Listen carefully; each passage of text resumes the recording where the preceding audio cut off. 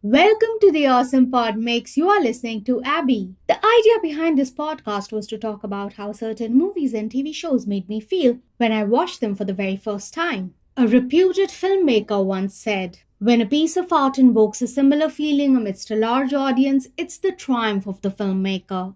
That's the magic of cinema. I love the magic of cinema. Today I'll be talking about Marvel Studios' Deadpool and Wolverine. Despite what Uncle Marty says, all Marvel movies are cinematic. The film is written by Ryan Reynolds, Rhett Reese, Paul Wernick, Zeb Wells, and Sean Levy. The film is directed by Sean Levy. This too is a Kevin Feige production along with Maximum Effort. Let's fucking go. Marvel Studios' title sequence begins. It has three new additions. First is Deadpool from his 2016 film. Second is the Marvels inside the top of the A. Third is Deadpool from the car scene of this movie itself inside the M. Deadpool hums the Marvel theme and the Marvel Studios text turn red and yellow and the backdrop into the texture of Deadpool's costume. Deadpool chuckles. Ha ha ha! That logo music gets you pumped, right? It does, it gets me pumped for sure. The film begins with Deadpool as he walks into a snowy forest. Deadpool says, "Sorry, I'm excited to be here. It's been a while." "Same here, buddy, same here. It's been a while." Deadpool continues. For a long time I wasn't sure if I'd ever be back. Disney bought Fox and then there was a whole boring rights issue, blah bitty blah bitty blah. But then it turned out they wanted me, the one guy who shouldn't even have his own movie, much less a franchise. Marvel's so stupid. Sure, buddy, sure. Deadpool continues. "Look, we know the title of this thing, so I know what you're wondering. How are we going to do this without dishonoring Logan's memory? And I'll tell you how. We're not." That is a fantastic subversion. Deadpool is at Logan's burial site in North Dakota and he begins to dig. The song "Only You" by the Platters plays and we see a "I Like Me" heart mug. Deadpool says, "I'm gonna let you in on a little secret. Wolverine is not dead." Sure, it made for a perfect ending in a very sad story. He's referring to the events of the movie Logan here. But that's not how regenerative healing factors work. Deadpool doesn't want to be here in beautiful downtown North Dakota digging up the one and only Wolverine, but the fate of his entire world is at stake. Wolverine may not be living his best life, but he sure as hell ain't dead. Deadpool is disappointed to see the adamantium skeleton of Logan. Fuck! Deadpool introspects and apologizes for his outburst. He makes Logan's adamantium skeleton sit beside him by the bark of the tree Logan was impaled on. Deadpool says, "That was weird. I am much calmer now. Look, I am not a man of science, but you seem incredibly passed away." Deadpool is happy to see him because he has always wanted to ride with Logan. You and me getting into it, Deadpool and Wolverine fucking shit up. Imagine the fun, the chaos, the residuals. Residuals are royalties paid to actors, directors, and writers when their work is replayed. For instance, if a movie featuring them airs on cable or a show they wrote finds a second life on streaming, residuals can be earned through physical media sales such as DVDs, in-flight movies, and digital rentals. The WGA and SAG-AFTRA went on strike last year demanding a fair distribution of the residuals. The DGA was like Akira Yoshizawa, the world's most famous origamist. They folded. Back to Deadpool and Wolverine. Deadpool imitates Hugh Jackman's voice. "Good mate. There's nothing that'll bring me back to life faster than a big bag of Marvel cash." Deadpool responds, "Me too, Hugh. But no. No, no, no. You had to get all noble and die for real. God damn it! I could really use your help right now." At that moment, the TVA agents arrive through the time doors. Deadpool raises his hand from behind the bark of the tree and yells, "Wait!" Exactly how he did in the first Deadpool movie. Wade warns the TVA agents that he's not alone. The TVA agent announces that the Time Variance Authority is here to arrest Wade Winston Wilson for too many crimes. I thought that the TVA stopped doing that post Loki season 2. Even their uniforms are different from the show. They want him to surrender peacefully along with his weapons. Deadpool responds, I'm not giving up my weapons, but I promise not to use them. There are 206 bones in the human body. 207 if I'm watching Gossip Girl.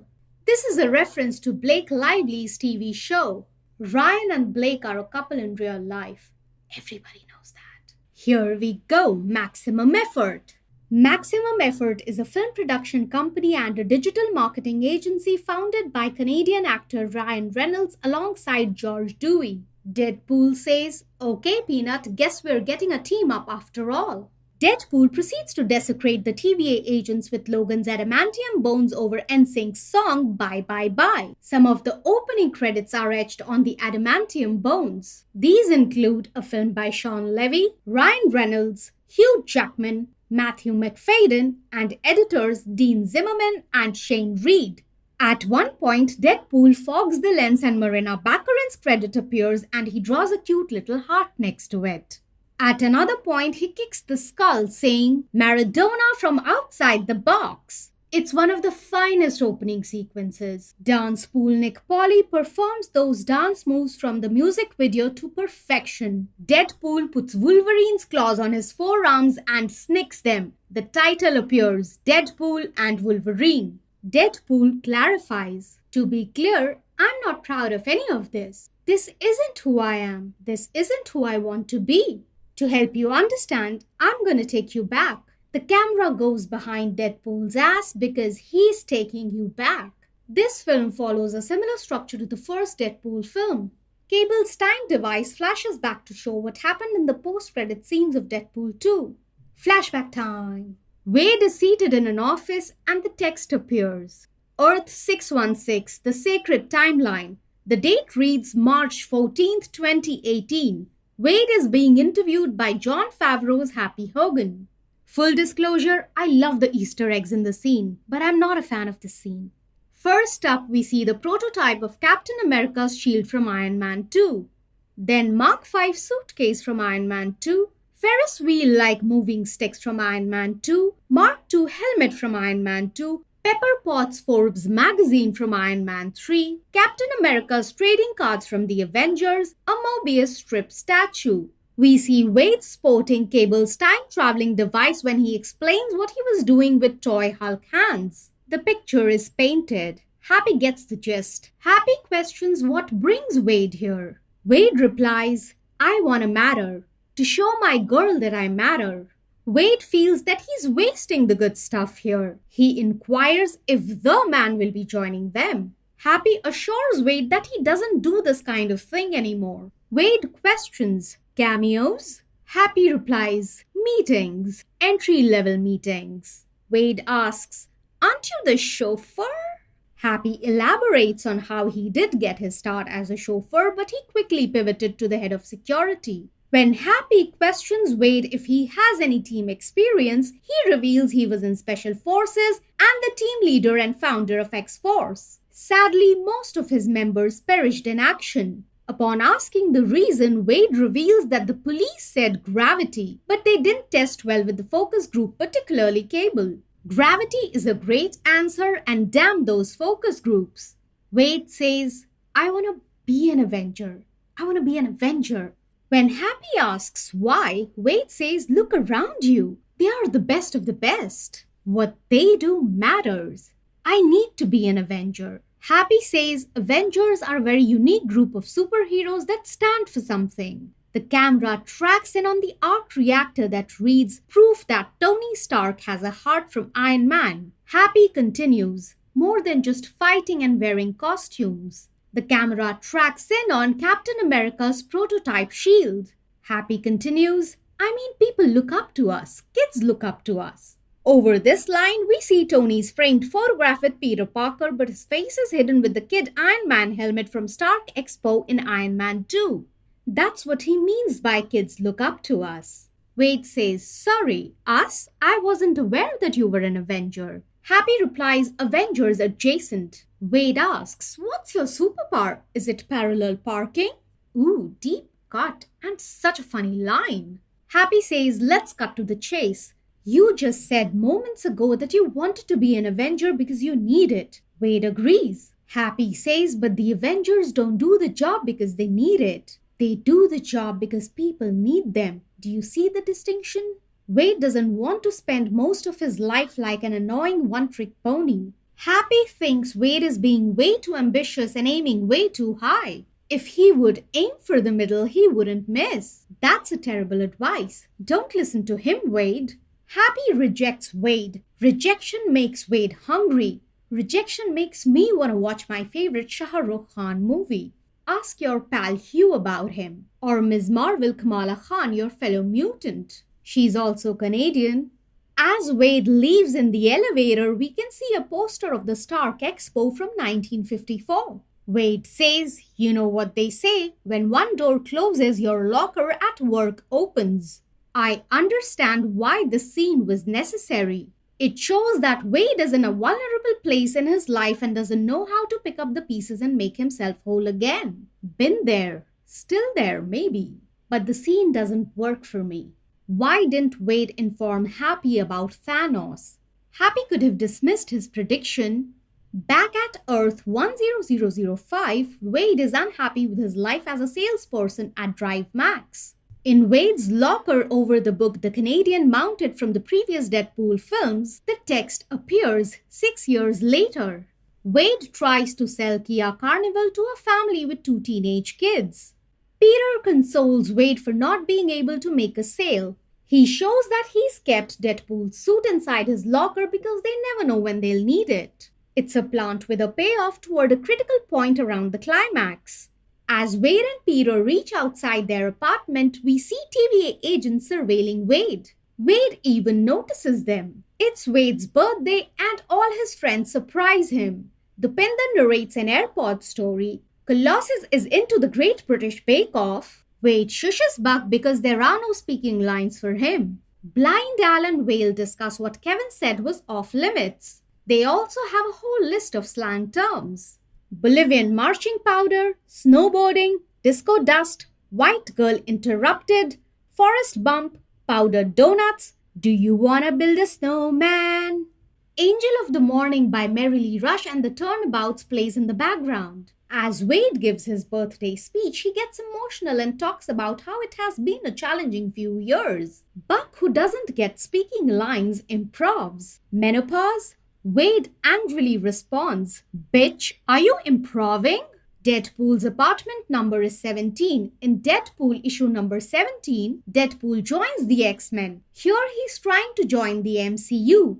But here they do bring back some legacy characters that were lost and didn't get the closure until now. The moment Wade makes a wish, the TVA arrive at the door. That's not how they usually do, but I'll go with it. Wade mistakes TVA agents for dancers that Tupinder must have hired as a surprise. He proceeds to say that he'll need eye contact because this isn't Pretty Woman and he kisses. Saying that, he pops a mint. He ain't fucking around. Wade is brought to the TVA. He meets Paradox, played by Matthew McFadden. Paradox explains what Time Variance Authority does. Wade responds, holy fuck, that's a shit ton of exposition for a threequel.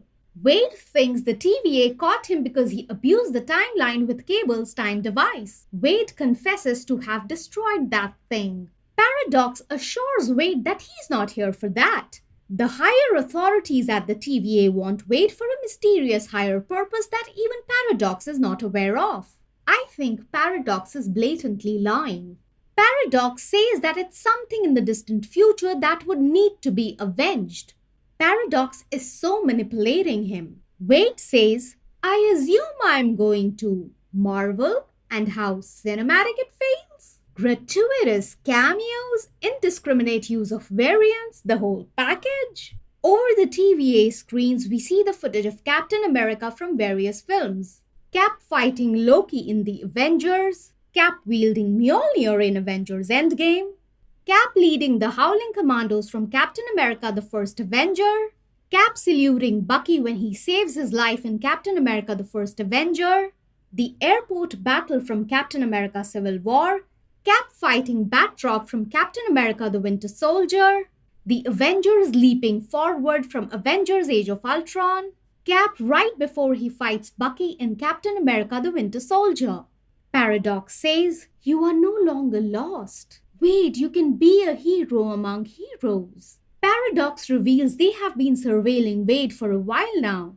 Alright, that's not good. We see the Avengers round trolley shot from the first Avengers. Cap fights Thanos using lightning from Mjolnir in Avengers Endgame. Tony says, "And I am Iron Man" from Avengers Endgame. Deadpool is seen lying in Thor's arms, similar to Loki's death in Thor: The Dark World. Here, it's Deadpool in Loki's place. Wade is curious in knowing how that happens. Is Paradox just manipulating Wade? Paradox clarifies, "Let's not get ahead of ourselves. This happens in the distant future." Paradox is offering Wade an opportunity that he wasn't ready for before but is now. Paradox wants Wade to leave his timeline and join the sacred timeline. Wade says the power in the Marvel Universe is about to change forever. That's a reference to Dwayne "The Rock" Johnson's line about Black Adam. Wade says, "I am a messiah. I am Marvel Jesus. Excuse me." Wade brisk walks toward the camera, grabs the boom mic and says, "Suck it, Fox. I'm going to Disneyland. Get fucked." Wade headbutts the camera and breaks it. But when we see the shot from the counter angle, there's nothing there. Wade needs a new Deadpool suit. The TVA tailor, who Wade calls Beardo, provides him with a new Deadpool suit and adamantium katanas. The hilt of the adamantium katanas bear the letters D, R, and BS respectively. I'm guessing they are the initials of the 4 Golden Girls. After sporting the new Deadpool suit, he complains that the TVA tailor Beardo is a predator, though he loves the costume's snug fit. Deadpool says, "Go ahead, take it in." He points at Ralph and says, "That guy knows what I'm talking about. His clothes say middle management, but his eyes say fucky fucky." Paradox compliments, "Yes, you look very nice." Deadpool reacts, "Nice? Your buddy here is ready to throw it all away for me." Ralph has a "I like me" heart mug. Ralph makes a call. Deadpool interrupts. "Calling your wife?" Ralph responds, "HR." Deadpool says, "Does your wife work in HR?" Man, I love this line. Wade wants to take all his friends with him because according to him, they have been promoted to disciples. Because he thinks he's Marvel Jesus. Paradox explains that Wade won't be returning home because there will be no home left to return to. Wade reacts, "Come again, this time in my ears." Paradox elaborates that Wade's universe has been slowly decaying from the inside since the death of their anchor being. Paradox further clarifies, "An anchor being is an entity of such vital importance that when they die, their whole world slowly withers out of existence." Who is the anchor being of Earth 616? I think all the 6 Avengers are the anchor beings of Earth 616. Wade obviously mistakes himself as his universe's anchor being. This makes Paradox laugh. Paradox reveals, "Your anchor being died in an act of self-sacrifice so epic that it sent shivers down the timeline." Logan was the anchor being of Wade's universe. Since Logan's death, their universe has started to die and Paradox just wants to expedite the process. Paradox has no regard for human life. Paradox plays Logan's death scene from the movie Logan and everyone gets teary-eyed. He even mouths Logan's last words. "So, this is what it feels like." Deadpool doesn't know how to process this. He says, "Logan, of course, Logan." Logan, that guy with fork for hands? That Wolverine? I got it. You can turn your retro graphics of death off now. Make it stop. Worried Wade asks how much time they've got.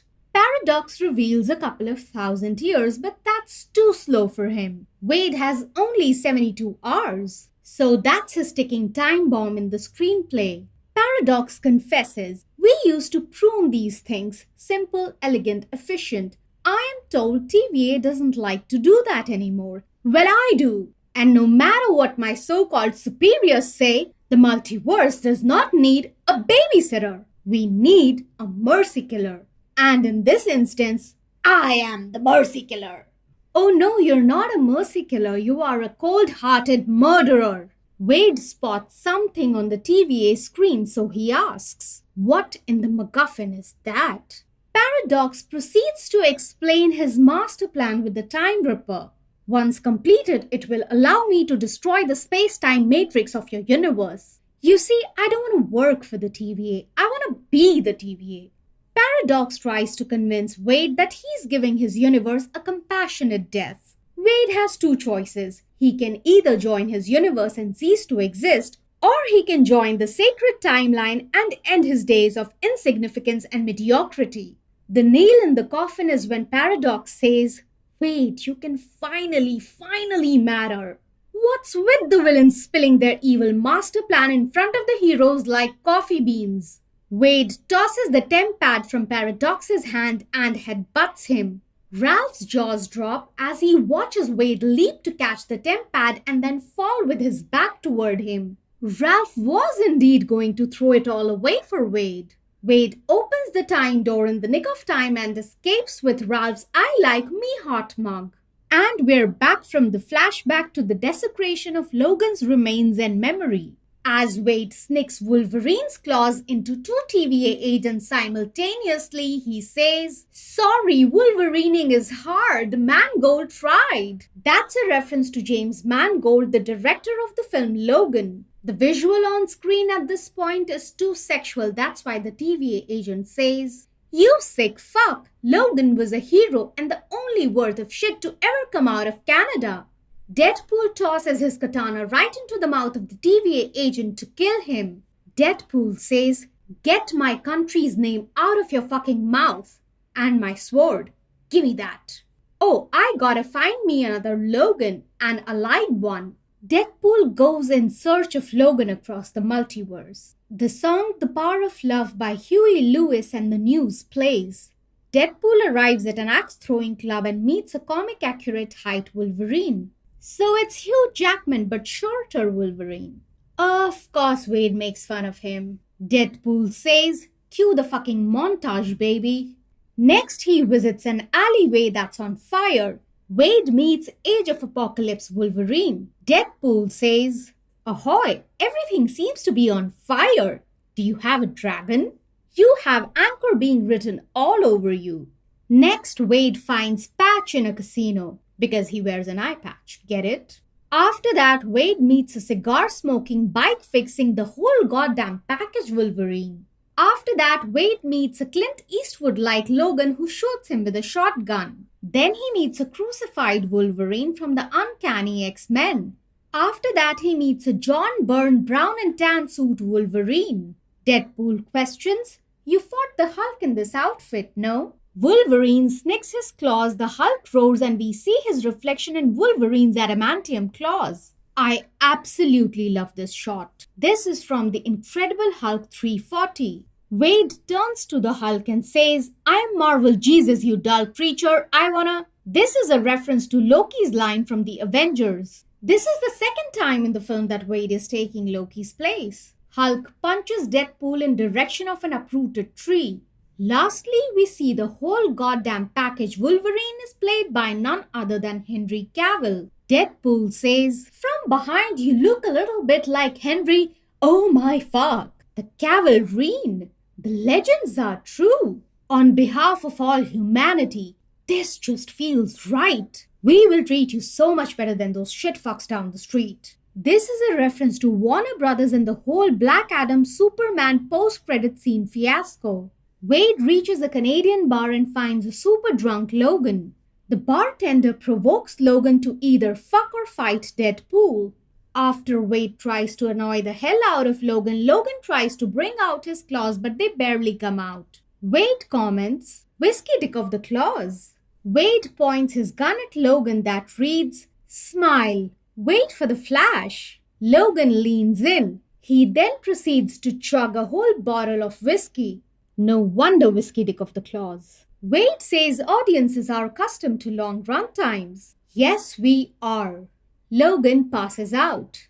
Wade tries to drag Logan away but stops to say, "That only took 20 fucking years." Deadpool enters the TVA along with Wolverine.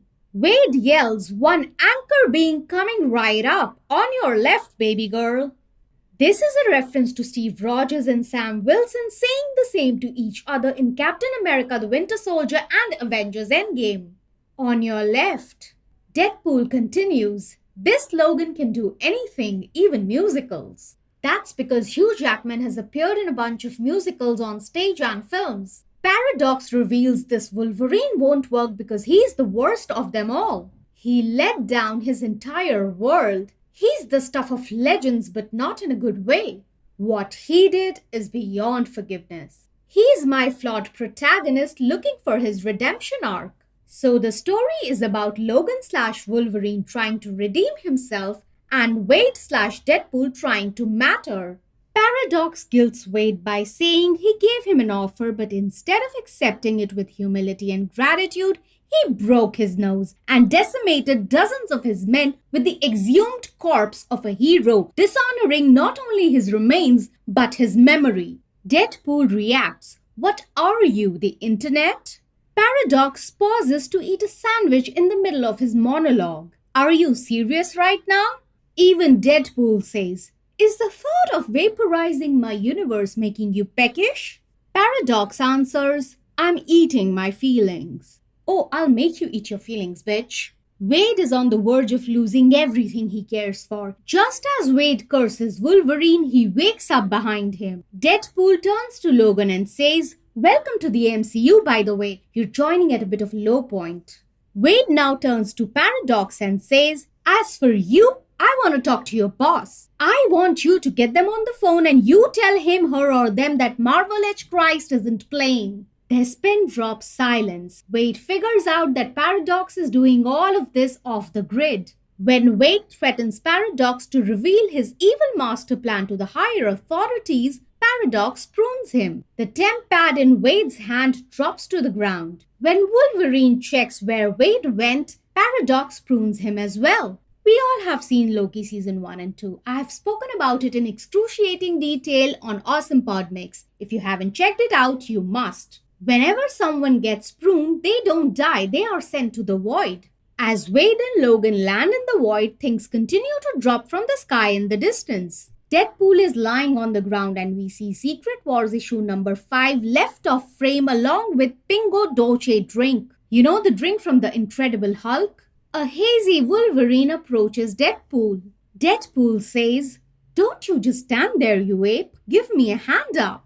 Wolverine snicks his claws. Deadpool changes his tune. "No, I'm actually okay, thank you." Wolverine angrily questions, "Where the hell are we?"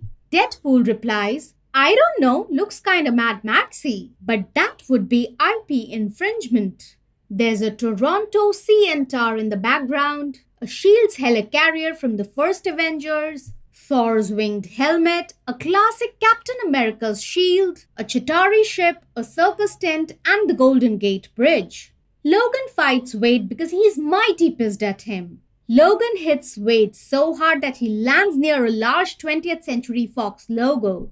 Deadpool says his piece. "Rest in pieces, Fox." Wade realizes he's got no choice but to fight Logan. Deadpool says, "All right, fuck it, let's give the people what they came for." Logan replies, "Let's fucking go." Deadpool says, "Get your special sock out, nerds. This gonna get good." The whole fight between Logan and Wade is so well designed. Wolverine fights like an animal. Deadpool fights dirty and is aggressive like a child. Wolverine slashes Deadpool's pistols with his claws. When Wolverine threatens to behead Deadpool, he reveals he could help him. This is the point they stopped fighting. Deadpool elaborates that the TVA has the power to fix Wolverine's universe. Wade makes Logan a promise that he would get the TVA to fix his universe. That is never gonna happen. The moment I heard it, I knew it was a false promise. The TVA would never do that. They won't even make an exception for them. A voice calls out to them, the voice of Chris Evans. The voice of Chris Evans warns Logan and Wade that they would lose if they fight amongst themselves. He comes down making a superhero landing. Wolverine smells something. A Fantastic Four car, Red Skull's car with Iron Man's mask logo, and Moon Knight's cupcake truck approaches. Chris says, "Stay close." Deadpool comes awfully close to Chris from behind. The Avengers theme music kicks in. Deadpool anticipates Chris to say the war cry but blurts it out himself. "Avengers! Assemble!" The music doesn't even reach the crescendo and Chris says, "Flame on!" So it's Johnny Storm of the Fantastic Four and not Steve Rogers, Captain America. I did not see that coming. Even though Chris has been vocal about returning as Johnny Storm and not Steve Rogers. Pyro sucks out Johnny's fire and Johnny falls to the ground. It's not a pretty sight. Sabertooth steps forward to fight. Deadpool gives context. "Sabertooth, your brother." Wait! Deadpool calls for a timeout. Deadpool looks at Wolverine and says, "You look ridiculous." He removes the stabbed katanas and the baby knife from Wolverine. Deadpool gives Wolverine the pep talk. "People have waited decades for this fight. It's not gonna be easy. Shoot the devil, you take him down, side control, then full mount, and you ground and pound until he makes no sound because he's dead." Wolverine says, "Shut the fuck up." Deadpool says, "Oh my god, okay, good luck, I'm a huge fan." Wolverine beheads Sabertooth in just one move. Deadpool holds the beheaded Sabertooth and announces, "Behold the head of your precious Queen Furiosa. I have the Wolverine. I alone control her. You come after me, you come after her." Deadpool turns to Wolverine. "So sorry, I know it's pronounced him, but I'm gender blind. It's my cross to bear. Even I call anyone and everyone bitch, irrespective of their genders." Pyro and the gang entrap Deadpool and Wolverine with the help of some magnetic device and a jetpack that knocks Deadpool out. They are taken to Cassandra's lair. We see some narwhals moving around. Headless, chicken-like, flightless birds. The convoy passes by the Great Pyramids of Giza. Deadpool wakes up muttering, "God of Thunder." Logan asks Johnny where they are. Johnny explains, "You are in the void. Think of it as purgatory."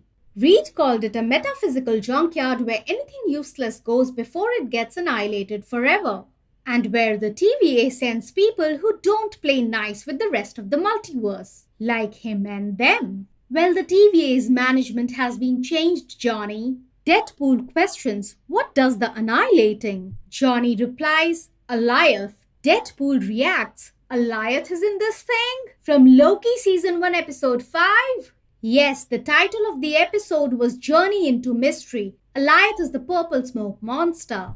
Johnny continues, "Most of them are on the run from Goliath. Most don't make it. There's resistance though, other people like us that have managed to survive.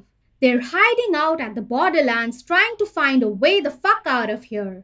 Wolverine decides that's where we go. Deadpool is beyond excited. "We? Us? A team?"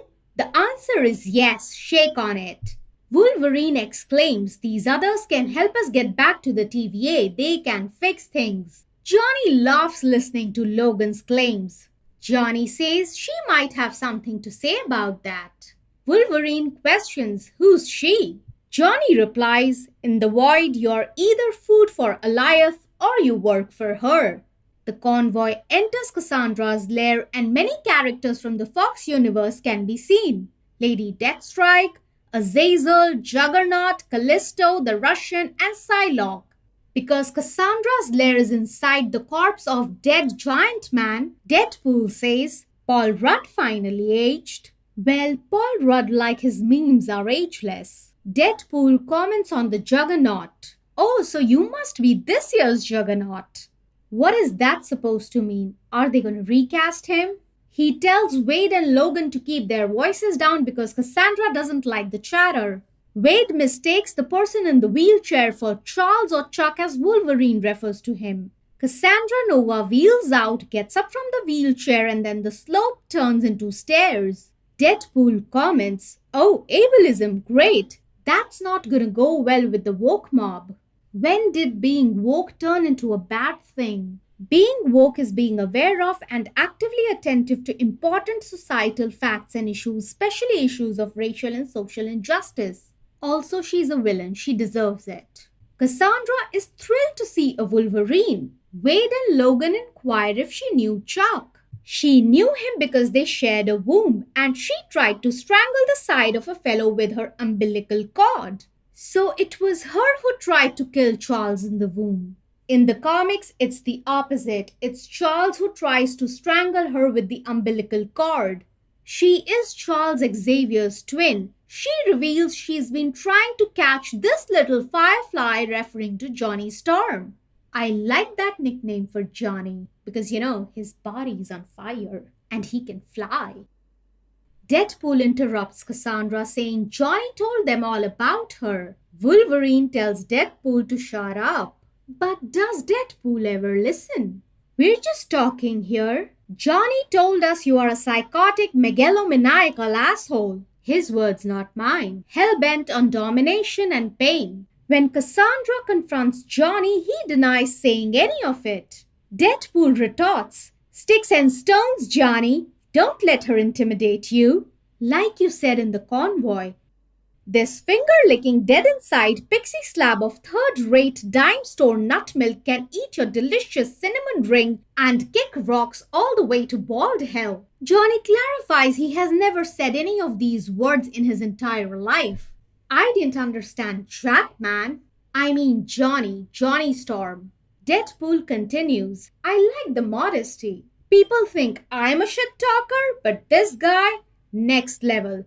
Hats off to you, sir, truly." Because I didn't understand a word, I approached a language expert and I said I request elaboration. They were gracious enough to accept my preposterous request, so you'll have to wait till the post-credit scene for explanation. And it's not Moira Rose. Cassandra rips Johnny's skin off and pops him like some nightmarish blood balloon. Deadpool quips, "Not my favorite Chris." "How dare you? You take that back, sir." "My favorite Chris is Evans and always will be. You can have your Chris Hemsworth and die in his arms or whatever it is that you were doing. I would personally like to die in Shah Rukh Khan's arms. You know about him? Ask your pal Hugh. Even Loki Tom Hiddleston knows about him." Wolverine reacts to Johnny's death. He says, "Piece of shit, you got him fucking killed." Deadpool replies, "Hey, we're all grieving here. P.S. You know what he was doing to the budget." Cassandra reveals that Eliot is hungry. Deadpool clarifies there's been some mistake. Big Yellow is a backup anchor being and I'm Marvel Jesus. MJ if you're nasty. This may be hard to hear, but there's another British villain who's gonna destroy my universe and I'm going to stop him. He's referring to Matthew McFadden. Cassandra feels Deadpool is not the world-saving type. When Wolverine asks where Cassandra got the wheelchair from, she reveals she's met Charles from another universes. Unfortunately, she's never met the one from her universe. She's bitter about the fact that Charles from her universe never bothered to find her. After Cassandra strangled Charles in the womb, the audacity on this woman to think he didn't care to find her? I mean, come on. Deadpool reacts saying, "Oh, Gen Z and their trauma bragging. Can't you shut it down, turn it into accomplishment or cancer like the rest of us?" No, God no. Cassandra clarifies she's not like the rest of them, except maybe the Wolverine. She wants her and Wolverine to be terrifying together. That ain't gonna happen. Cassandra shares that the TVA thought she was very scary and sent her to the void before she could walk. Now she only wants to rule the void. Cassandra inquires if Charles protected Wolverine and other mutant kind and made them feel safe. Wolverine bursts her bubble saying, "We are mutants, we are never safe." Now that's scary. Cassandra buries Wolverine in the earth and drags him under with her telekinesis. Deadpool requests Cassandra that he just wants to go home. She could help him, but she doesn't want to. Unlike Charles, who could enter people's mind with a thought, she has to get her hands dirty. Cassandra uses her fingers to probe inside Wade's head. Wade recalls the day Vanessa broke up with him. Cassandra makes Vanessa in Wade's memory say, "You'll never matter." Wade describes that he could taste Cassandra's fingers inside of him, but not in a good way. They tasted like hate. The VFX of Cassandra probing into people's minds is just top notch. Deadpool yells, "Where in the goddamn is the intimacy coordinator?" An intimacy coordinator ensures the well-being of actors and actresses who participate in intimate scenes in theater, films, and television production. Deadpool feels like stabbing Cassandra with his baby knife, but Wolverine stabs her with his claws from behind. Seeing this, even Deadpool stabs her with his baby knife. Cassandra has healing powers as well. Deadpool's baby knife goes flying back into his hands and he beautifully catches it in the nick of time. Cassandra leaves Deadpool and Wolverine as food/rent for Eliath. Maybe she has a deal with Eliath. Wolverine uses the same jetpack that knocked Deadpool earlier to escape. He even hollers at Deadpool asking if he's coming along. Deadpool jumps onto the jetpack and clings onto Wolverine. The jetpack flies and lands on a cliff. Deadpool lands on top of Wolverine and Wolverine of course is disgusted. Deadpool clarifies that he's almost done getting his knife out of Wolverine's buttocks. Deadpool accuses, "Pervert, get your mind out of my pants. I'm telling Blake." Wolverine tells him, "New rule, I talk now." Deadpool responds, "That's going to be very hard on the audience." Wolverine reacts, "Shut the fuck up."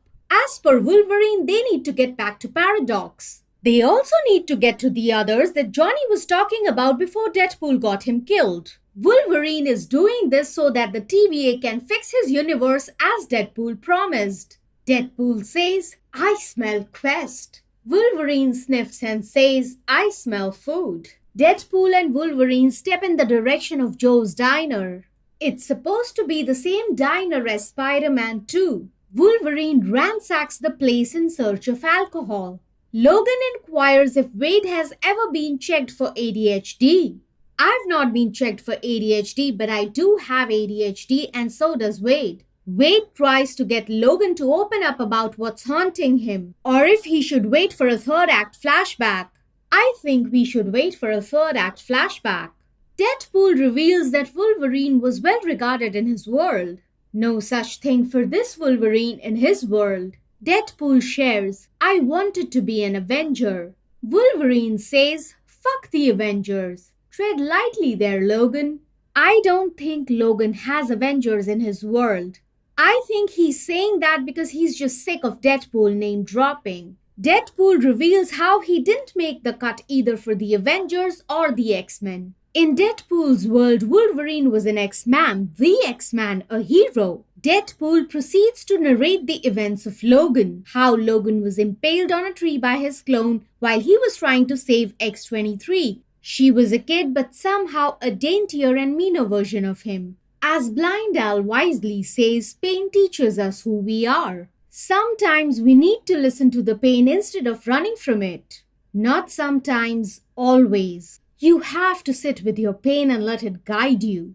The pain will only heal when you have a conversation with it. It needs your time and space and attention, only then would it stop hurting. Then you and your pain will have to learn to coexist. And then it won't bother you or trigger you anymore. Dogpool/Mary Poppins runs at high speed toward Deadpool over the song The Lady in Red by Chris de Burgh. Deadpool wants to be Dogpool's papa. But Dogpool belongs to Nicepool, also played by Ryan Reynolds with long hair. He owns 50 caliber gold-plated Desert Eagle Pisteleros and Spot's ear huggy. Deadpool wants those Pisteleros, but Nicepool says over his dead body. Nicepool reveals about the Deadpool core. He says, "Wait till you meet Ladypool. She just had a baby and you can't even tell." Deadpool informs Nicepool that he's not supposed to say that. Nicepool assures that he identifies as a feminist. Wade introduces Logan to Nicepool. He's usually shirtless, but he has let himself go since the divorce. That's not only brutal, but too soon. Deadpool reveals he needs to search for the survivors in the borderlands. Nicepool hopes Deadpool doesn't run into Deadpool core in the void. If only they could heal their childhood trauma, they would be on one heck of a healing journey. Nicepool informs Deadpool where to find the survivors and even lends his Honda Odyssey Betsy. Deadpool refuses to go in Honda Odyssey. Wade expresses his interest in being Dogpool's papa if she ever needs a new home. On their way, Deadpool and Wolverine pass by some Thanos-esque ships. The song I'm With You by Avril Lavigne plays. Deadpool now starts to make fun of Wolverine's yellow and blue superhero costume. Initially, he was more than excited about the comic-accurate costume and now he's making fun of it? What gives? Deadpool even comments on Wolverine's friends saying that they are not his real friends. This hits a nerve and triggers something in Wolverine. Wolverine doesn't want Deadpool digging into his past. Deadpool does the Spider-Man thwip repeatedly. Logan feels irritated by Wade's shenanigans and tells him to stop. Wade says he's just trying to bond. Deadpool questions, if they can fix your world, what's the first thing you're gonna do when you get out of here? Wolverine catches that and asks Deadpool to repeat what he said. What's the first thing you're gonna do when you get out of here? Logan specifies, no, before that. Deadpool sheepishly, if they can fix your world. I called it, I knew it was a false promise. Wolverine pumps the brakes and the car comes to a screeching halt. Wolverine confronts Deadpool. What do you mean if? You lied to me. Deadpool, trying to cover his ass, says, fuck, no, I didn't lie. The audacity on this guy. Oh my. Wolverine reacts. You don't have a fucking clue if they're gonna be able to fix this thing. In his defense, Deadpool says, no, I made an educated wish. I've heard people make educated guesses, but this one's new. An educated wish is like wishful thinking with a little probability that it might come true. I'm gonna go ahead and make my own educated wish. This is addressed to the Russo brothers if they're listening. I would love to work with the Russo brothers on the upcoming Avengers Doomsday and Avengers Secret Wars. Can you just make it happen? Do it. Don't you say, ho, holy shit girl, you crazy. Deadpool comes clean and says he wants Wolverine's help to save his world. Well, from where I'm standing, if Wolverine's world can't be fixed, why would he help Deadpool save his world? Answer, this selfless act will bring him some peace and redemption arc. Wade shows Logan a Polaroid of 9 people who matter the most to him. Wolverine circles back. Did you say you made an educated fucking wish? Deadpool clarifies, they call me Merc with the mouth. Translation, mercenary with a filthy mouth. Deadpool continues, they don't call me Truthful Timmy, the blowjob queen of Saskatoon. That's quite a mouthful. I'm guessing Truthful Timmy is a person. They've also been mentioned in the special thanks credits alongside Hugh Jackman Wrangler, Betty Reynolds. Wolverine calls Deadpool a fucking joke. No wonder the Avengers didn't take him, nor did the X-Men. According to Wolverine, Deadpool would have fucked over anyone. Man, that's a low blow. Wolverine continues to insult Deadpool, saying he's ridiculous, immature, half-wit moron. He's never met a sadder, more attention-starved, jabbering little prick in his entire life. And that says a lot because he's been alive for 200 fucking years. And that bald chick was right about one thing, he'll never save the world. Deadpool in all seriousness says, I'm going to fight you now. He punches Wolverine in the face. Wolverine bangs Deadpool's head on the car sound system. The impact makes the song change from The Greatest Showman to You're the One I Want by Olivia Newton-John and John Travolta. Deadpool and Wolverine fight. First, they break the front windshield, throwing Wolverine out of the car, then the sunroof, throwing Deadpool out of the car, and then the back windshield, throwing Deadpool out again. The camera tracks back from inside the car through the back windshield to the bumper sticker.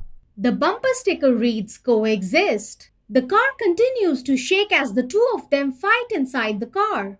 It transitions from day to night to next morning. Toward the end, we see that Deadpool is tied up with the seatbelt. I had no idea that the void had a sun like the earth, giving it a day and night feel.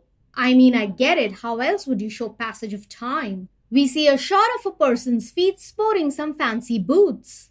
I was curious, who is this person? They get in the Honda Odyssey and drive Deadpool and Wolverine away. The camera pans down from Scarlet Witch's statue we saw at the Wendigo Mountain in Doctor Strange in the Multiverse of Madness. Deadpool wakes up muttering Thor in a bed like Hulks from Thor Ragnarok. Deadpool checks with Wolverine where they are. Wolverine has no clue, but he's happy because there's a lot of alcohol to drink. Deadpool hears footsteps approaching. He takes position to fight them with his katanas. It's revealed that the person Deadpool's fighting is Jennifer Garner's Elektra. Wesley Snipes' Blade enters the room followed by Channing Tatum's Gambit. Deadpool figures that they are the others Johnny was talking about. Deadpool mistakes Elektra for Wonder Woman. Ryan has worked with Gal Gadot in Red Notice. Deadpool tells Blade, "I thought you retard." Blade questions, "Retarded?" Deadpool clarifies, "Retired." "I'm already in the void, I'm not trying to get cancelled again." Blade says, "I don't like you." Deadpool replies, "You never did." Ryan Reynolds and Wesley Snipes worked on Blade Trinity together. Deadpool turns to Gambit and says, "And who is this succulent reminder of my own inadequacies? Look at you. You're like the superhero version of Hawkeye."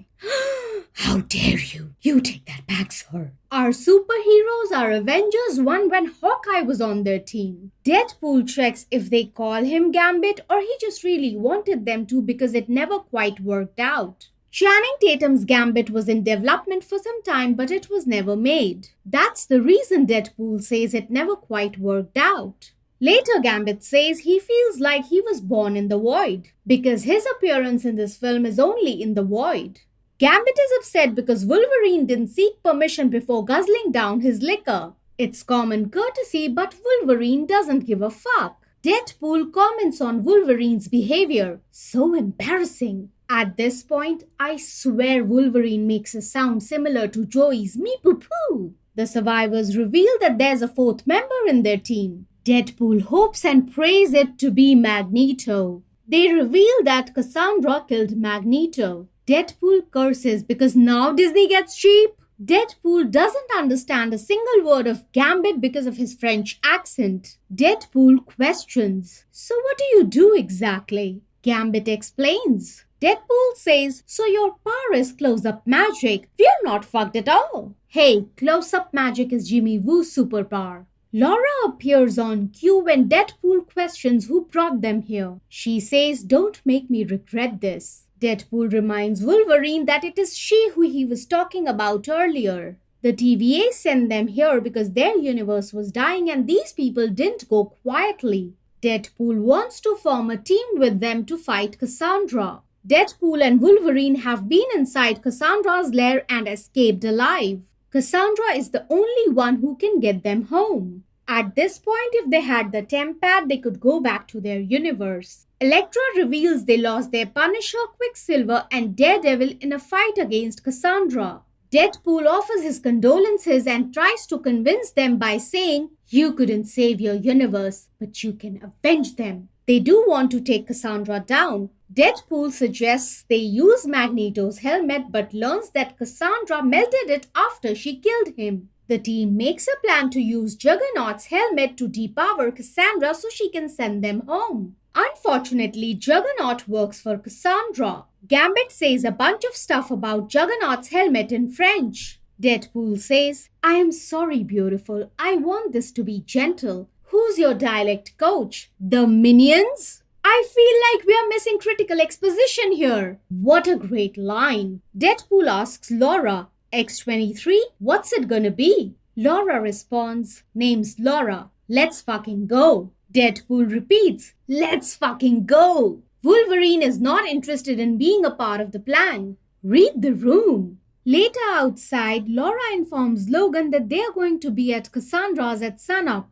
Laura tries to convince him by saying that they won't make it without him. Laura expresses her gratitude, saying because of Logan she has a life to live. Wolverine gets emotional about how he let everyone down and couldn't be the hero his friends wanted him to be. He's the wrong guy. Laura agrees. You were always the wrong guy. Where is the rest of the line from the trailer?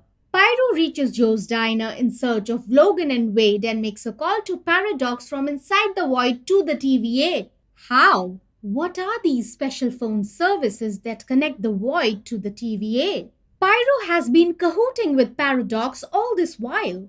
He informs Paradox that Elias didn't get Wade and Logan because Cassandra wanted to play, so they escaped. Paradox inquires if Wade and Logan found the others. Pyro replies, no, the others found them. Paradox is so annoyed with Pyro, he says, oh, well done, Pyro, very cute, classic bait switch, you really got me there. Pyro wants to take Cassandra out for a price. Paradox agrees after a bit of reluctance. After striking a deal with Pyro, Paradox disconnects the call and says, ugh, mutants. As Wade, Elektra, Blade, Gambit, Laura make their way to Cassandra's lair, they pass by Asgard's palace, a Ferris wheel, and a Guardians of Galaxy's ship Milano. In the car, Gambit says some stuff in his French accent which Deadpool tries to translate. Getting Juggernaut's helmet ain't gonna be easy. I'm just making stuff up. Tilt up to Blade. The camera tilts up to Blade. Nice use of a filmmaking term to go from one shot to another. Deadpool inquires about the weapon Blade is holding, which Elektra clarifies is Punisher's AT-4. Deadpool questions, which one? There have been like 5 of them. Dolph Lundgren from Punisher movie in 1989, Thomas Jane from The Punisher in 2004, Ray Stevenson from Punisher Warzone in 2008, and John Bernthal from Daredevil Season 2 in 2016 and The Punisher in 2017. Is Ryan speaking about some voiceover artist who played The Punisher?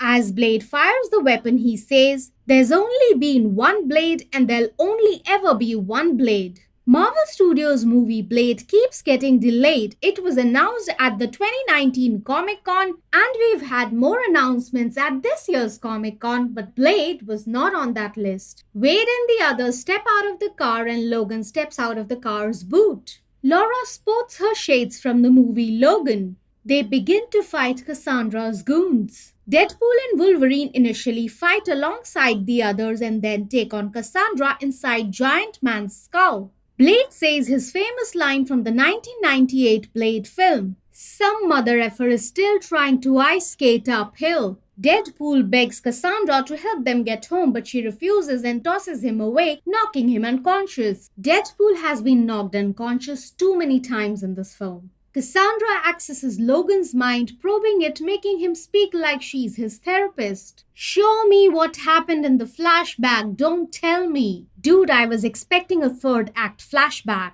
Cassandra calls Wolverine her little animal. Cassandra makes Wolverine an offer to stay with her in the void and escape his pain. Logan wants to be the man Charles thought he was. He wants to be free. Laura manages to toss Juggernaut's helmet inside Giant Man's skull. Deadpool comes to his senses and catches it right on time. Seems like that was their plan all along. Else why would you beg before the villain? Cassandra promises that she would silence all those voices that haunt Wolverine. Just as she says the word voices, the voices drain out. Deadpool has managed to put Juggernaut's helmet on Cassandra's head. Deadpool commands, "You're gonna send us home or I'm gonna twist your fucking head off." Cassandra says she can't send them back home until they get these things off, and as soon as they'll do that, she'll boil their brains on an atomic level whilst flicking her bean to Enya's box set. Deadpool questions, "There's an Enya's box set?" Deadpool and Wolverine discuss who should kill Cassandra.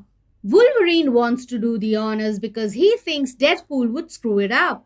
Deadpool reacts, "Oh come on, Mr. PG-13, except the last one." Pyro shoots Cassandra in the stomach and tries to make a speech about his suffering. Wolverine punches Pyro because not everyone gets a speech. Deadpool makes Cassandra promise that she won't kill them. Cassandra promises she'll kill them first thing. Deadpool inquires, "Why are you like this?" Cassandra replies, I wish I knew. Oh, you poor thing. I get Logan's change of heart to save Cassandra, but to go to the extent and say if Charles were here, he would save her too? Now that he would not. The woman tried to kill him in the womb. Why would he want to save her? Even if it were like the comics where he tried to kill her in the womb, why would he want to save her now? This didn't work for me at all. Though it builds up Wolverine's character and redemption arc because he's willing to forgive even the antagonist. Cassandra removes a sling ring which has a piece of time stone and reality stone so that it would open a portal to Deadpool's universe.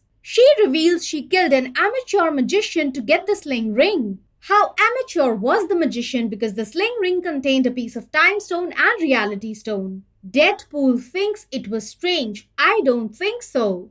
I thought the Infinity Stones from different universes didn't work elsewhere. I get that Marvel doesn't follow the rules they set but rather the emotional logic of the film. Deadpool reacts, Marvel Sparkle Circle. Deadpool and Wolverine race to the portal in high speed over the song I'll Be Seeing You by Jimmy Durante. Elektra, Blade, Gambit, Laura are at their lowest point in the fight. They take charge to win the fight. Elektra, Blade, Gambit and Laura watch Deadpool and Wolverine leap into the portal over the line. I'll be looking at the moon because the portal looks like the moon. Deadpool and Wolverine crash land into Deadpool's universe in the Drive Max parking lot over Kia Carnival, destroying the car completely. The kids from the family who took a test drive at the beginning of the movie recognize Deadpool and Wolverine. The kids say, "That's Deadpool and that's Wolverine." Deadpool says, "Damn straight he is. Fox killed him. Disney brought him back. They're gonna make him do this till he's 90. Back at Cassandra's lair in the void, Cassandra wakes Pyro up and in response he says, "God?"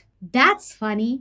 Cassandra tries to invade Pyro's head but he says she doesn't have to stick her fingers in him. She can just ask sometimes. Again, what's with the villains spilling their plans like coffee beans? Over at Deadpool's universe, Paradox rushes Ralph and the other TVA agents to activate the Time Ripper. Ralph informs they're running the safety checks but Paradox tells them to skip it. Paradox spots Deadpool and Wolverine on the monitor. He rushes to stop them. Deadpool wants to know why was Thor crying. Paradox tells them no one comes back from the void. Of course they do. Loki, Sylvie, Mobius. Were you sleeping on the job, Paradox? Wolverine says, "Tell that to Cassandra Nova." On cue, a portal opens and Pyro warns Paradox about Cassandra. Cassandra twists Pyro's neck and walks through the portal. She proceeds to probe Paradox's mind. Cassandra wants to know why Paradox wanted to get her killed. She has learnt about the Time Ripper. Deadpool assures Cassandra that they'll dismantle the thing and she can keep playing the keys. Cassandra tosses Deadpool and Wolverine into Liefeld's Just Feet Orthopedic Solutions store. That store name is a reference to Rob Liefeld, the comic writer and artist who co-created Deadpool but couldn't draw proper feet. Cassandra confesses, "I was happy in the void. You sent your trash to me. Alioth and I cleaned it up. Everyone was happy. Then you had to go and piss on my side of the fence. Now the fence must come down. I'm going to use your little Time Ripper and I'm going to destroy this universe." Her fingers come out of Paradox's face, one after the other as she says, "And the next, and the next, and the next, until all that's left is the void and I get to play God." Cassandra drags Paradox into the subway station so he can show her how to use the Time Ripper. She mentions she's got friends to help so they are not disturbed. At the TVA, Verity Welles/B15 learns about the unsanctioned Time Ripper from Earth 10005, which happens to be Paradox's district. Way to wake up, TVA, finally! You've learned nothing from your previous mistakes. Cassandra makes Paradox fire up the Time Ripper and feels glad to be out of his head because it was a mess. Wade and Logan step out of the store. Deadpool says, "Let's give it a beat for the extras to clear." That's a good one. Dogpool steps out of the portal and Nicepool right after. Deadpool wants Dogpool to choose between him and Van Wilder. That's a riff on Ryan's movie Van Wilder. Nicepool reveals he too can gently tap the fourth wall by mentioning the proposal. Deadpool reacts, "What the fuck is that? Bitch, you think that's what I do?" Wolverine says, "Shut up." Deadpool asks, You smell something? Wolverine replies, yes, you, a lot of you. The portal brings in the Deadpool core. Multiple variants of Deadpool. Lady Deadpool voiced by Blake Lively. Headpool voiced by Nathan Fillion.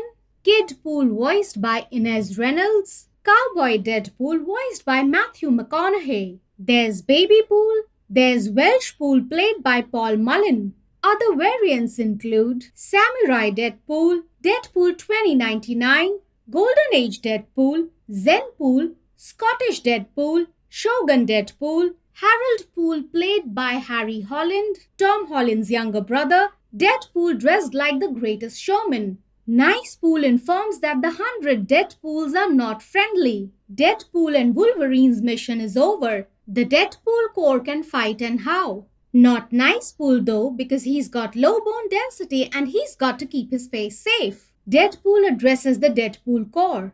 Look guys, Deadpool Prime here. Our fight isn't with you guys. Kidpool is not interested in Deadpool Prime's opinion. Deadpool explains, No. With the whole multiverse thing, it's not great. It's just a miss after miss after miss. Well, he's not entirely correct. Deadpool's open fire. Deadpool Prime intentionally uses Nicepool as human shield, knowing very well that he has low bone density. Wolverine even says, you did that on purpose. Deadpool defends himself. I did no such thing. Deadpool asks Nicepool, listen to me, gorgeous. How long does it take for you to regenerate? Nicepool questions, regenerate? Wolverine says, you really are God's perfect idiot, aren't you? That's a reference to first Deadpool's opening credits wherein Ryan Reynolds is credited as God's perfect idiot. Deadpool responds, how dare you, you insensitive son of a bitch.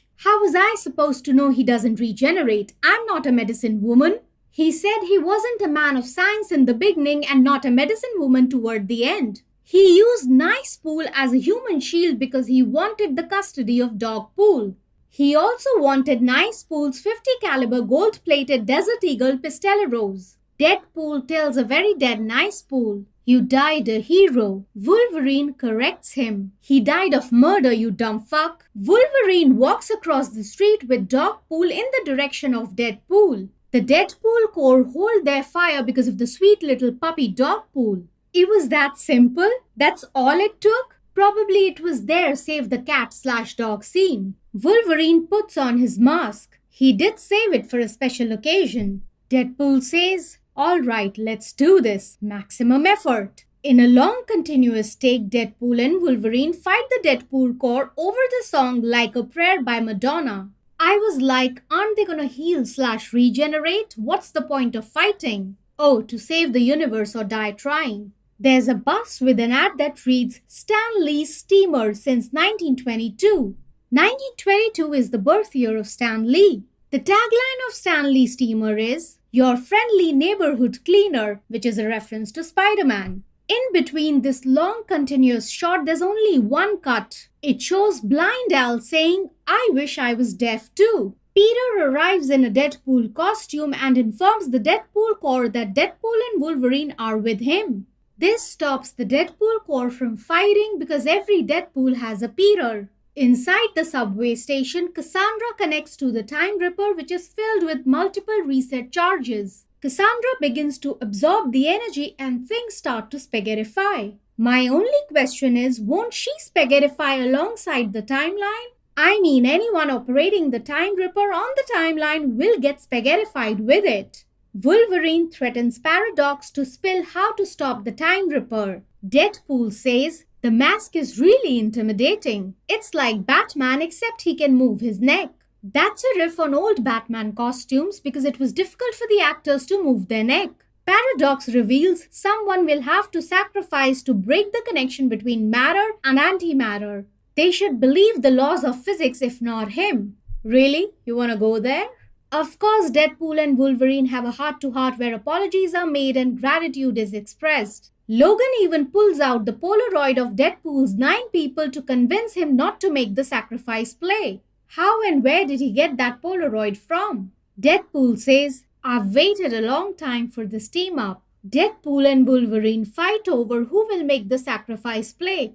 It reminded me of Natasha and Clint from Avengers Endgame. Deadpool does a Spock gesture and says goodbye because he feels he's Marvel Jesus. Wolverine breaks the door and enters. He holds Deadpool's hand because he alone can't reach the beam. They put in their maximum effort to short-circuit the Time Ripper. Wolverine's costume rips and we get to see the absolutely ripped Hugh Jackman's torso. Thank you, Sean Levy and Hugh Jackman's trainers, for your service. The best part was the montage that shows what motivated Wolverine to make the sacrifice play. It was Deadpool's line about how he was the X-Man. It was also Laura's line about how he was always the wrong guy until he wasn't. It was after his conversation with Laura that he picks up the Polaroid of Deadpool's 9 people. During Wade's last moments, he hears the words, "He matters." All he wants in this moment is to see Vanessa one last time. Deadpool and Wolverine save the timeline. Cassandra is vaporized on an atomic level, or so I'm guessing, just like what she said she would do to them. Verity Willis/B15 arrives to confront Paradox. I thought TVA would do better after Loki took charge. The good TVA is absolutely useless. They arrived at the last second. What's the point? Paradox shamelessly takes credit for saving Earth 10005. He claims that he tried to stop Cassandra. He proceeds to say that Deadpool and Wolverine were his friends and heroes who didn't care about their own safety and were obliterated. Their lives are a testament to their heroism. Deadpool yells, "He has risen, baby girl!" Deadpool and Wolverine walk toward Paradox and Verity Willis/B15 in high speed. Deadpool and Wolverine survived. We are not shown how. In the next shot, Wolverine's mask is removed. Deadpool says, "Found a new anchor being." Wolverine joins in saying, "And we're doing just fine, you piece of shit." We did see them vaporizing. Did they regenerate? Even Cassandra has regenerative powers though. Everyone's jaws collectively drop looking at Wolverine's six-pack abs. A jealous Deadpool says, "Put your greasy tits away, you preening slut." One of the TVA agents gives Wolverine a hoodie. Verity Willis/B15 wants to put Deadpool back in the void. Peter arrives in the nick of time informing that this Deadpool is homegrown. Earth 10005 is regenerating at a pace better than ever. Deadpool requests Verity Willis/B15 if she can do something about the friends who helped them and were lost. She tells him she'll see what she can do. He also checks if she can fix Wolverine's universe, but she can't. Deadpool and Wolverine go on to eat some shawarma. Deadpool says the Avengers discovered it. Debatable. The Avengers did have it toward the end of the first Avengers movie after defeating Loki. Post that, shawarma did become famous in the West. Dogpool runs up to Deadpool. Deadpool is beyond excited to be Dogpool's papa. Wade and his 9 most important people have a meal with Wolverine, Laura, and Dogpool. Wade and Vanessa share a look. Wade confesses that he did all this for her. Wolverine and Deadpool's masks lie next to Feige's famous pizza from the first Deadpool movie. The end credits begin alongside behind the scenes from the Fox Universe movies. The film is dedicated to Raymond Chan, the production designer on the film, and Henry Delaney, Rob Delaney's son. Sadly, both of them passed away before the movie released. Post-credit scene. Deadpool manages to get into the TVA screen room. Deadpool says, "I am tired of the absolutely wild rumors that I got Johnny killed. Let's look at the tape." "You absolutely got him killed, Wade." He plays the video of what Johnny said. Johnny says, "In the void you're either food for Alioth or you work for her." A Kevin-like robot zooms in on Johnny. Deadpool says, "Go on, Johnny." Johnny continues, "And I'll tell you who her is. Cassandra Nova, a megalomaniacal, egotistical, psychotic asshole. A finger-licking, dead-inside pixie slab of third-rate dime-store nut milk. And I'll tell you what she can do." Deadpool responds, "I'm listening."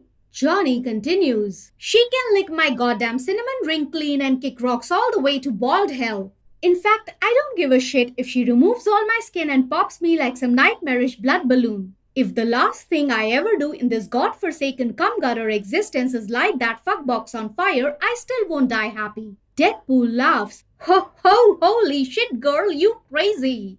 From now on, this is going to be my official response for everything. Johnny continues. That's right, Wade. I won't be happy until I urinated on her freshly barbecued corpse and husk-fucked the charred remains while gargling juggernauts. Deadpool reacts. Wow. Johnny says, and you can quote me. Deadpool says, okay. I wanna say language. Back at the TVA screen room, Deadpool says, got you, fuckface. Because I'm so naive that I did not understand a word Johnny said, I approached a language and a screenplay expert who's gonna explain it all to me. Cue the sound clip, baby girl. Welcome to the Awesome Pod Mix, May. How are you? Hello, Abby. I'm fine and so nice to be here. Okay, let's go. Let's fucking go. Like I mentioned before, I didn't understand Jack while watching the post-credit scene, so will you please explain it to me and the listeners? That's good role play that you're doing on behalf of your audience, but I will play with it. We've seen different kinds of post-credit scenes in Marvel, and every time they do it, it has a different functionality of how it works, right? Say, for example, the famous shawarma scene, right? That was there.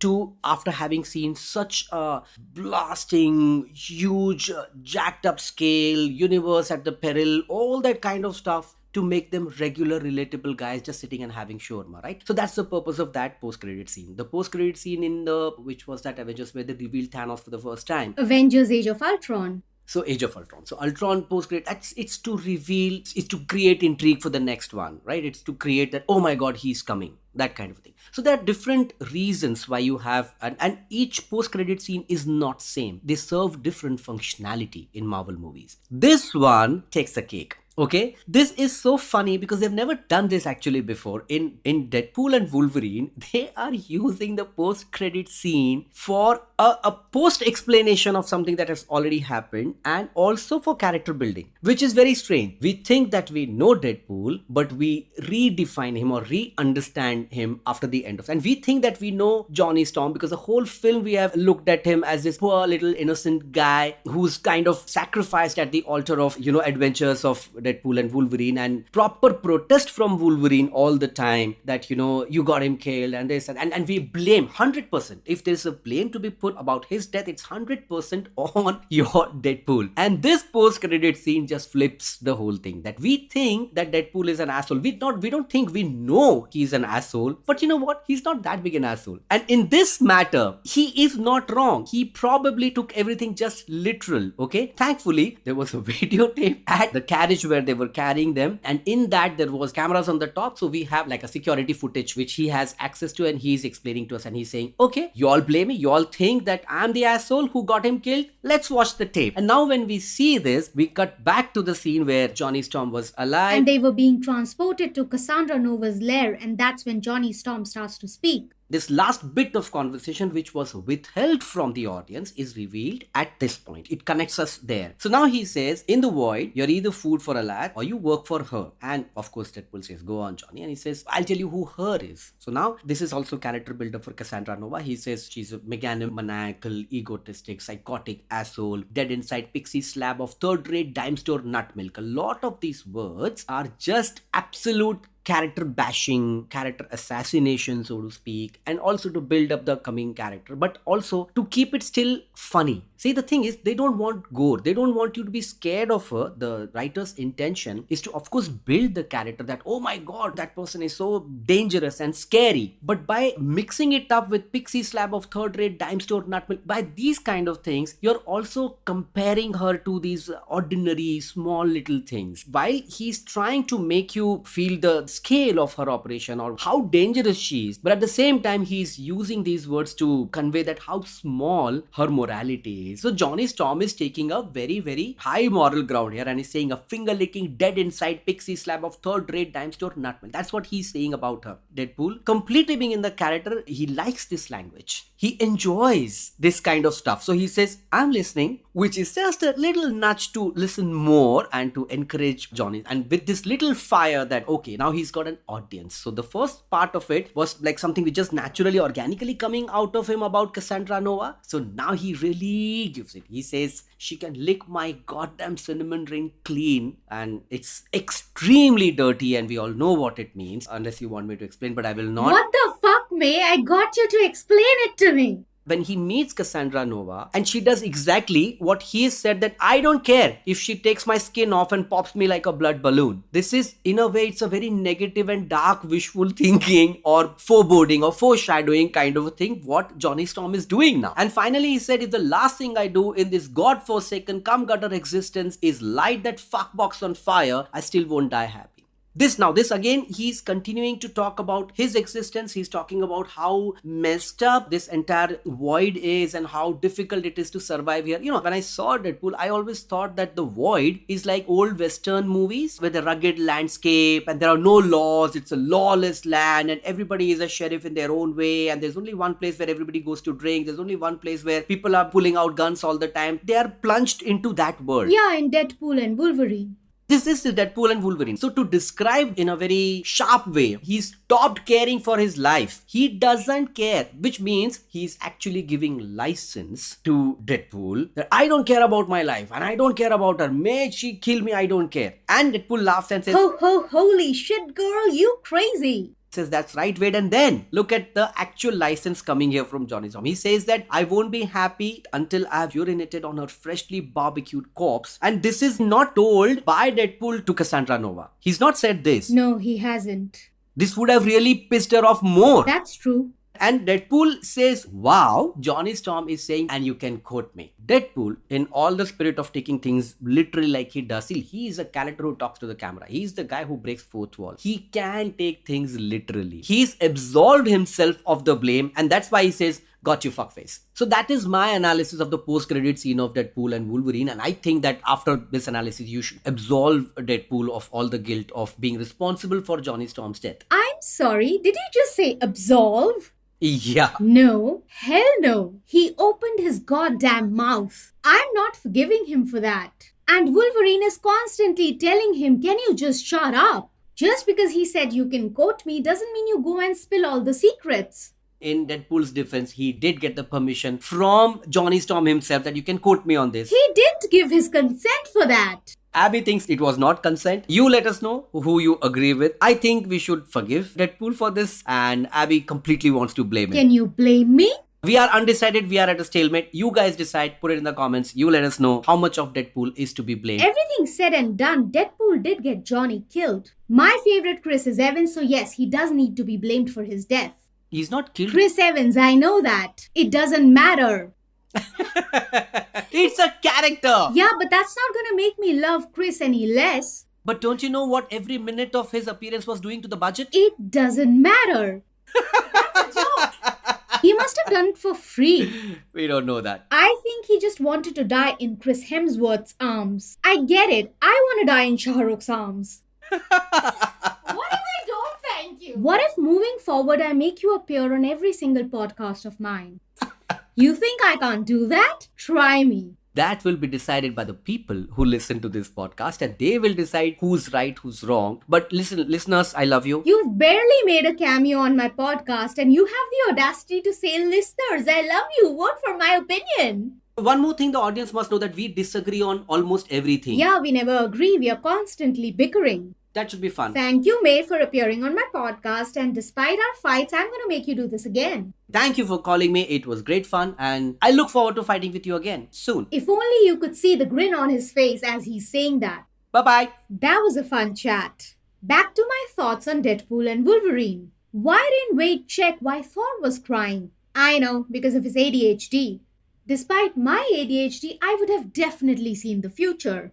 Kevin Feige said in an interview that the movie is a buddy comedy inspired by planes, trains and automobiles, which happens to be one of Ryan Reynolds' favorite movies. This film is completely a dialogue film. I know in Hollywood, screenplay is inclusive of dialogue, but this one is a purely dialogue film. When I think about this film's screenplay and the plot points and try to piece things together, my reaction is always like, what just happened? I thoroughly enjoyed this film. It didn't give me any time to think about the stuff that didn't make much sense. It went from one highlight to the other and had a great line of dialogue. This film is an absolute joyride. After a long time, I had so much fun at the movies and recording this podcast. You can listen to the awesome pod mix and subscribe to it on Apple Podcasts, Spotify, Amazon Music, and Good Pods. If you like what I'm doing, you can support me on Patreon at patreon.com/awesomepodmix. Thanks for listening.